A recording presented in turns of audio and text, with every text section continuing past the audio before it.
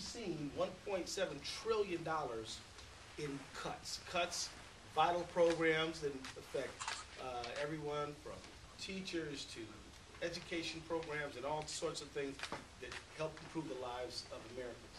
We believe that fairness means that there should at least be equal amounts of revenue that we should generate. So we've come together to support what we call the Balancing Act, which says that we're going to take that $1.7 trillion in cuts that have been made and go get the same amount in revenue in order to deal with our fiscal issues. And we're going to deal with the real problem, which is good livable wage jobs, and put $300 billion into that so that we can help teachers, that we can improve our school buildings, and we can help Americans of all kinds. So with that, let me ask my co-chair, Raul Grijalva, to come forward to help talk more about the Balancing Act. Thank you, Keith. And very briefly, we're heading toward a perfect storm with the sequestration, the budget resolution, and the postponed debt ceiling decision, which shouldn't really be a decision. And all you've been hearing from the majority in the House and the Republicans in the Senate is austerity, cuts, and avoiding the whole discussion of the fact that that attitude and that philosophy is only going to worsen the economy. If the sequestration goes through, that's about 660,000 jobs that will be lost the first year. And the Balancing Act is about creating revenue. And creating revenue from sources that should be on the table, but aren't being discussed on the table. Balancing Act is about investment in this term with jobs, education, R&D, things that our society and our country need in order to grow and to sustain the recovery that we're on. And so it's investment in this term, and we all recognize that the deficit is an issue, but it is an issue over a long term.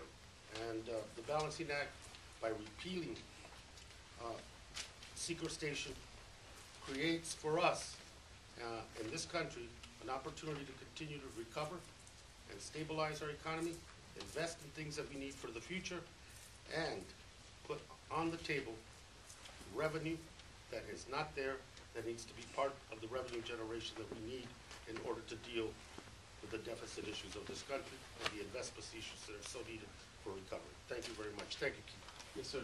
Jan Schakowsky. Thank you. I'm so happy to be here with the Progressive Caucus talking about a sensible alternative.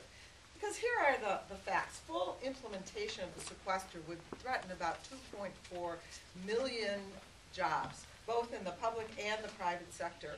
The Congressional Budget Office has said that sequestration, if allowed to take effect, would reduce economic growth by 1.25% this year. So there's no doubt that sequestration would harm the economy, but we need to make sure that if sequestration is going to be replaced, it isn't replaced with something even worse. The President has already signed into law $2.4 trillion in deficit reduction, and most of it, 3/4 of it, comes from spending cuts. Spending cuts that have a real impact. You know, it's time that we take off just the green eye shade and look at the people behind the cuts that have been made. $600 million of cuts to community health centers. $500 million in cuts to the Women, Infant, and Children Nutrition Program. That's talking about taking food out of the mouths of babies. $1.6 billion in cuts to environmental programs, $400 million in cuts to home energy assistance. It's very cold in Chicago, where I'm from. $295 million in cuts to the community-oriented policing services, the COPS program. And I also know when I talk to all the new municipalities in my district, they talk about the layoffs that have already occurred. So these cuts mean that jobs were lost or weren't created, and services were cut to families, and smart investments weren't made. But the Republicans are insisting on additional deficit reduction needs to come from even more severe cuts, including Social Security, Medicare, and Medicaid benefits. And just to point out, that the poorest class of adults in the United States of America are people over 65 years of age whose median income is $20,000 a year. Don't be bullies and go after them. What my colleagues and I are offering today is a smarter alternative that would close tax loopholes for the wealthiest individuals and corporations and cut true military waste and create 1 million new jobs by investing in infrastructure and keeping teachers in the classroom. What the Balancing Act does is offer long-term deficit reduction in a fair and a balanced way. Balance means, in addition to smart targeted spending cuts, which we're not against, and raising revenue, we need to put people back to work. Growth is the third and least talked about leg of deficit reduction. Without job creation, restoring our economy to full potential will be extremely, if not impossibly, difficult. Austerity measures that cost jobs would only increase our deficit problems, while creating jobs will help to bring down the deficit by decreasing reliance on safety net programs, increasing taxpayers, improving our debt to GDP ratio. Job losses under sequestration would include 16,000 school teachers and aides and 20,000 Head Start teachers. Ask the American public if that's what they really mean by cuts. We need to stop those cuts and instead create education jobs by investing in teachers, modernizing schools, and efforts that would create more than 300,000 jobs. The Balancing Act includes these ideas, some of which I offered in a bill in 2011, and were ultimately included in the President's American Jobs Act, which never even got a vote in the House. Teaching, modernizing schools, and rebuilding our transportation infrastructure, which the Balancing Act would do, those are the jobs that our communities need, and those are the jobs our economy needs. Our legislation pays for those investments by including smart military cuts under sequestration. Across the board, cuts allow for little discretion, really no discretion. Our alternative would cut waste and streamline our military to meet 21st century threats, raising revenue from those who can afford to pay more, making targeted military cuts, creating jobs. Not only will those efforts restore true balance to deficit reduction, but those are the priorities that the American people keep saying that they want. The bottom line is that the Balancing Act is the much smarter way to go. Thank you. Thank you, Jan. Barbara Lee, and then Jerry Young. Well, thank you very much. Let me thank our co-chairs, Mr. Ellison and Mr. Grijalva, for their really outstanding and consistent leadership, pushing for a common sense approach to solving our nation's deficit woes, and more importantly, our economic woes, and that means creating jobs. I've often said that budgets are moral documents. They reflect our values and our priorities. Today's legislation, the Balancing Act, really reflects our valuing people over weapons programs and prioritizing long-term job creation over short-sighted cuts to education and to our infrastructure. As chair of the Congressional Progressive Caucus's Peace and Security Task Force, I'm pleased that the Balancing Act included smart spending reforms to the Pentagon, which we all know is the largest federal agency and loses billions of dollars every year to waste, fraud, and abuse. Many of my CPC colleagues recognize that no serious plan to address the deficit can go forward without significant Pentagon cuts on the table. The Balancing Act targets $278 billion in wasteful Pentagon spending and reinvests those dollars in our teachers, our roads, and our future. It's also important to note that these cuts will not harm nor undermine our national security. Only the wasteful, excessive, and bloated spending is targeted. I'm especially pleased to see that this bill includes enforcement language that will audit the Pentagon. These measures would increase transparency and accountability as with the Pentagon budget and get us on a fair and balanced road to fiscal sustainability. Oftentimes, my colleagues don't really realize that the Pentagon has not been audited, cannot be audited, and we need it audited. And so I'm very pleased that we're calling for an audit of the Pentagon. And so I'm going to reintroduce my bipartisan bill to audit the Pentagon as a separate standalone effort to keep wasteful spending at the Pentagon in check. The bottom line is we need to completely reevaluate the bloated Pentagon budget and scrutinize each item. There's no reason to continue spending billions on outdated Cold War era weapons programs. So I'm very proud to stand with my CPC colleagues today in putting forward the Balancing Act, which is, again, a common sense approach to reducing our long-term deficit and creating an economy that works for all in a fair and balanced way. Thank you again for your leadership. Wonderful. So we have Jim McDermott, and, oh, Jerry Nowler. I'm sorry, Jerry. My apologies. Thank you. Let me start by thanking our two co-chairs, Keith Ellison and Raul Grijalva. The Balancing Act is designed to prevent the catastrophic results of sequestration while instituting a healthy long-term balance between cuts and revenue. The simple truth is that from kids and seniors to small businesses and the military to a still recovering economy, sequestration is a disaster. Its effect would be devastating to our economy and would eliminate thousands of critical jobs in the midst of a recession.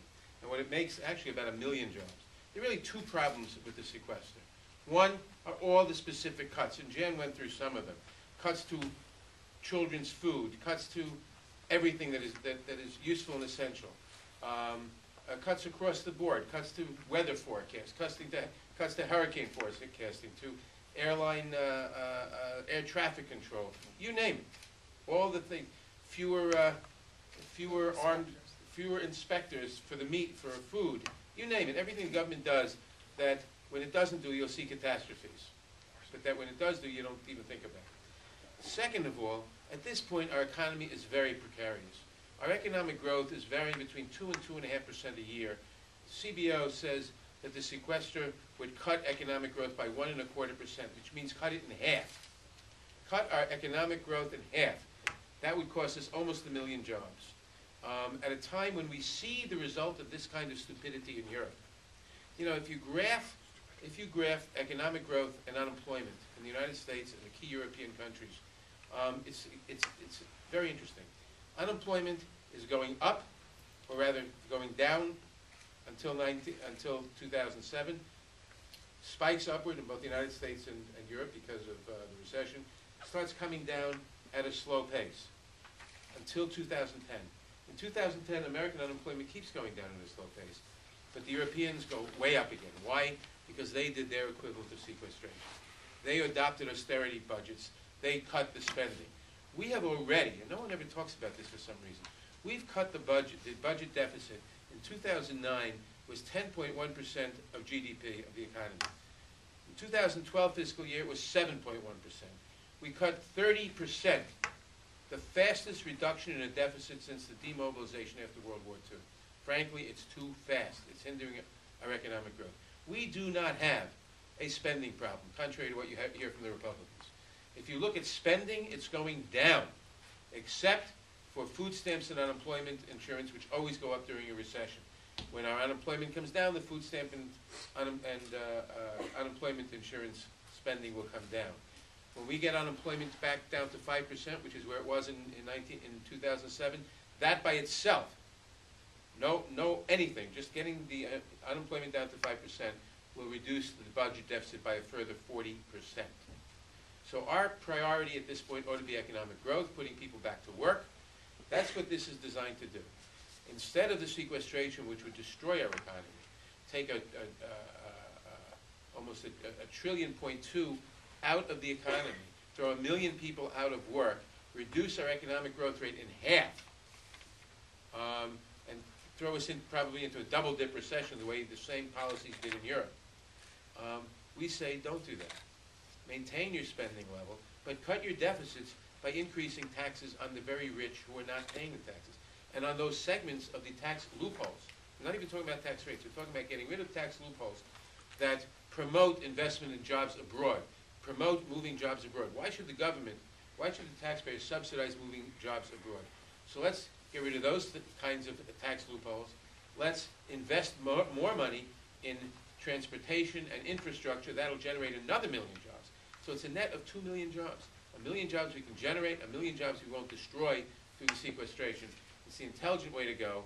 It will reduce the deficit through economic growth, and it will not destroy the economy, which is where we're headed otherwise. Thank you, Congressman. Jim McDermott and Judy Chu. Thank you. It's good to be here with my colleagues to talk about a decent way to deal with the problems of this country. The Republicans polled the word spending. They found it to be a very effective word. If you listen to them, every sixth word they say is spending. Now, the problem with this country is not spending, because the Republicans don't mind spending on useless wars or on tax giveaways or on programs that they refuse to raise the revenue for. They just don't like anything that helps people, and Jan already talked about the programs that will be cut. What is really necessary here is to look at the question of revenue. Where does revenue come from? Revenue comes from people working and paying taxes. When you have as many people unemployed as we've had in this country, the revenue goes down. So if you want to deal with revenue, you've got to produce jobs. And you do not produce jobs by stopping investment.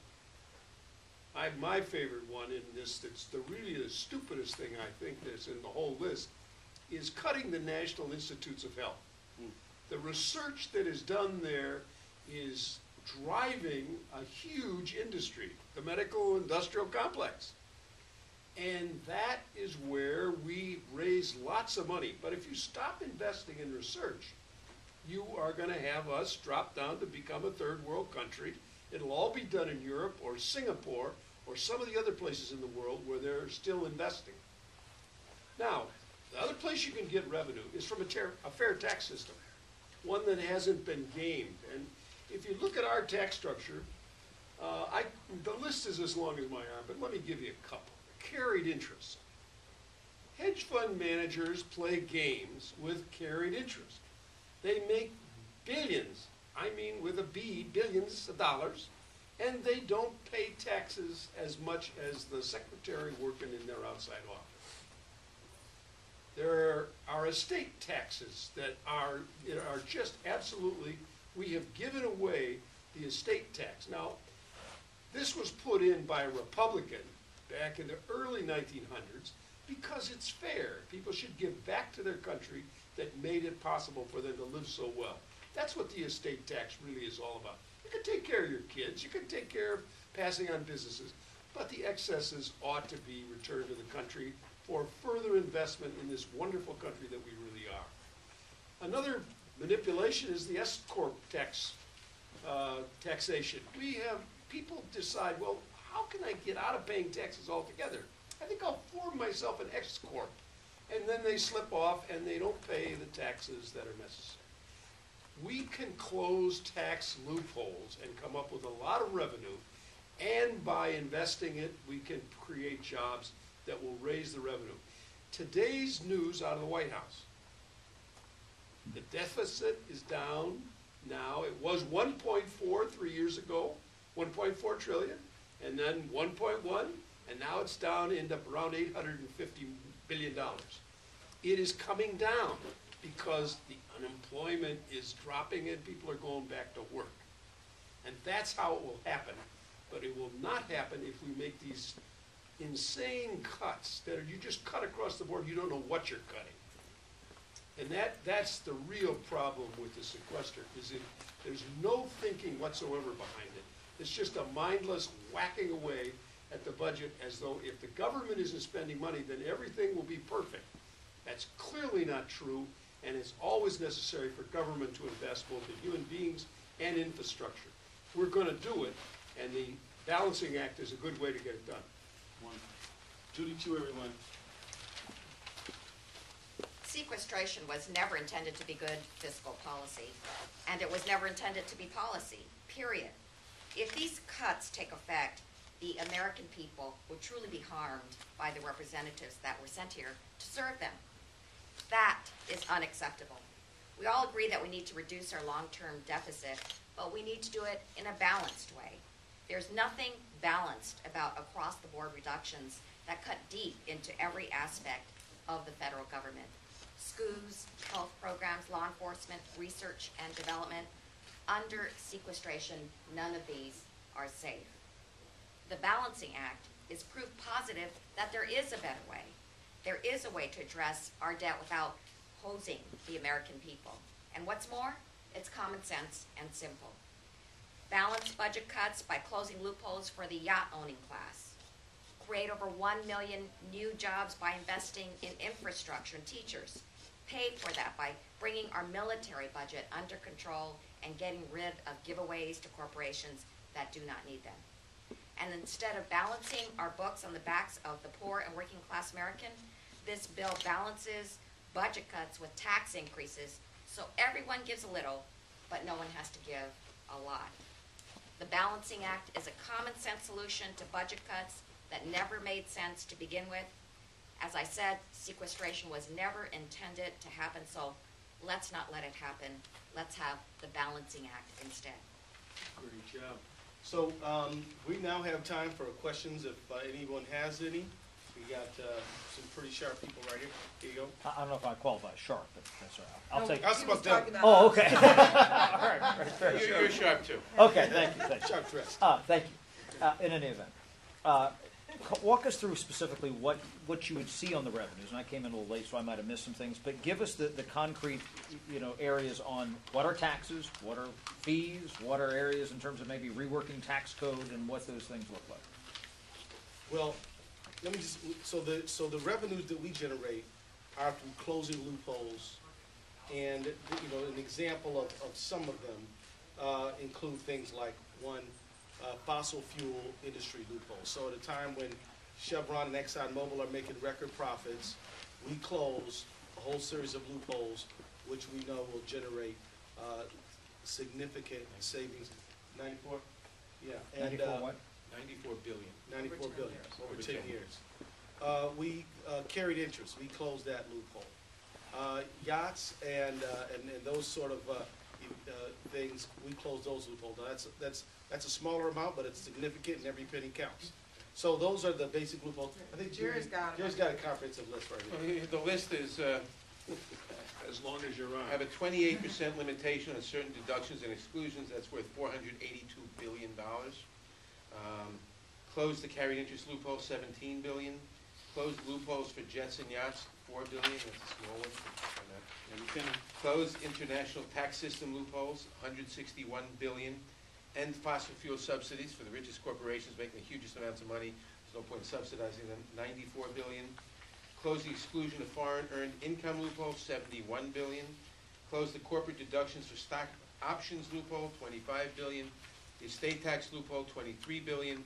The S corporation loophole, $13 billion. And reduce corporate meal and entertainment deductions to 25%, $70 billion. Those are the tax reforms. And what do you say when, just as I walked in here, Leader McConnell on the Senate side, and he's hit this drum several times, said, look, we could actually get to a solution if the Democrats would quit talking about, yachts and oil companies and things like that. What do you respond? How do you respond? Well, so he's saying that if we don't ask the wealthiest Americans to help, then we could get to a solution? No, that's ridiculous. Okay. So Senator McConnell is saying that if we don't ask for revenue from the wealthiest Americans on their yachts and fossil fuel companies that are making record profits, then we could get to a solution? That's ridiculous. The only way to get to any fair solution is to ask people who get loopholes and giveaways on luxury items to give a little bit of that back. In addition to which, remember the Republicans throughout the campaign last year kept saying, let's close tax loopholes and lower rates so it'll be revenue neutral. Now we're saying, close the tax loopholes. These tax loopholes don't serve any function. They don't serve any function. They don't help the economy. Don't be revenue neutral, because we need money to close the deficit and to finance investment to improve the economy. What he is saying, in effect, is we must reduce the deficit by cutting spending on things that the American people need. And of course, he's talking not only about the sequestration, but if they had their druthers, they would reduce the sequestration and instead take it out of Medicaid, Medicare, and Social Security. They call that entitlement reform, but that's what they mean. And so what we're saying is, don't take it from things that Americans need, take it from useless tax loopholes, and don't reduce the amount of money in the economy by reducing spending beyond what we've already done, 2.4 or 2.2, whatever it is, $2 trillion in reduction of spending. To do that beyond that is to probably cost us 1 million jobs, and to forego the investment is another 1 million jobs. The CBO says that if you let the sequestration go into effect, or if you did other cuts, even in not across the board cuts, but deliberately chosen cuts, that amount of cuts would reduce our economic growth roughly in half. And we don't want to do that. Jan Schakowsky, you want I that? just want to say, I would say Mitch McConnell is a bully, because he is more than willing to talk about asking people over 65 years old who are getting their Social Security, or actually 67, who are getting Social Security, people on Medicare over 65 to pay more, to wait longer, and asking us not to talk about people who have yachts and furs and diamonds, really. I think that what the American people are saying, what they fear most about the fiscal cliff that we just went through, the sequestration, about the debt ceiling, and what's going to happen is that their Medicare and their Social Security is going to be cut. And that's exactly the kind of thing that Mitch McConnell is more than willing to do, and wants us to be quiet about the wealthiest Americans. The majority of people think the best way to solve our problems is to ask the wealthiest Americans to pay more, and they're right. And to get rid of useless tax loopholes. Let's get back here. I'm wondering what this will do to the prospects of tax reform in the future. Will this hinder the prospects of tax reform? This is tax. Well, there isn't anybody up here who was here the last time we had tax reform. It happened in '86. When Ronald Reagan came in, he started talking about it. It took 6 years of talking between him and Rostenkowski and Tip O'Neill and all the people who were around here to build enough trust to get tax reform in 1986. It took a year of transition to get it in place. It was a major effort. The problem today is there is no trust, because Mr. McConnell has undercut everything the president has tried to do from the first day he was elected. And he continues to do it, and he's right out in the open in today's press. And without that kind of trust, you can't sit down, because you have to trust somebody to say, I'll put this on the table if you put that on the table. And you begin to make the choices that have to be made to have tax reform. Right So anybody who talks about tax reform is talking about some other place today, because no one is going to do it in 15 minutes. In the Ways and Means Committee or the Finance Committee of the Senate, it will not happen until people start trusting one another. Yeah, one last question right here. I was wondering what your thoughts were on President Obama's plan to delay the sequester by passing a smaller package on reform. Our position is we need to get rid of the sequester. It's bad for America. Now, we understand the president he's trying to do the best he can with a difficult situation, but the right thing for the American people is to not do the sequester. I think Congresswoman Chu said it right. It was never intended to be policy. It was a fail-safe because the super committee was supposed to manage this. They didn't, so now we ended up with this. But this was not intended, and we should not allow it to go into effect. In fact, we should do something wise, like implement the Balancing Act. So that's it, everybody. Thank you very much. Let me just say one thing about that. Anybody who goes back to their state and talks to their state universities or their state government and talks about the sequester realizes we have paralyzed the whole country. Because until you know what the federal government is going to do, you can't plan a state budget. And so what we're doing here is screwing up 50 states around the country, 50 educational systems, 50 social systems everywhere. Nobody can plan because you don't know what's going to happen. That's what's wrong in kicking it down the road. It should be decided with something like the Balancing Act. Thank you, everybody. Thanks a lot. So is all this over to Yes, those numbers are all reflected over time. And this all amounts to 1.2? That's right. The amount.